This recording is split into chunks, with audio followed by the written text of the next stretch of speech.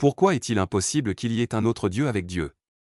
L'unicité de Dieu Tout-Puissant est une évidence dans la nature humaine, et est liste démontrée par la raison et la tradition.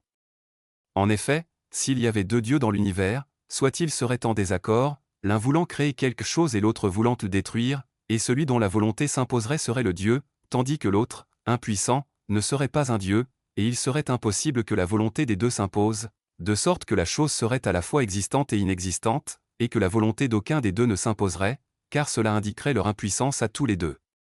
Soit ils s'accordent, par exemple s'ils veulent créer une chose précise.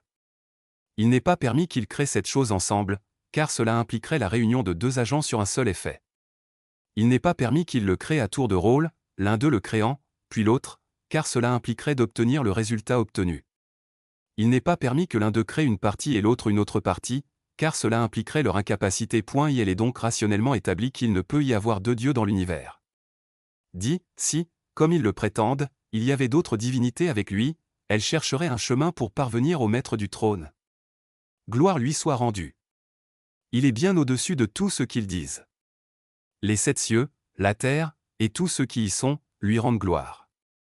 Il n'est rien qui ne lui rende gloire et ne célèbre ses louanges, mais vous ne comprenez pas leur glorification. Il est longanime et absoluteur.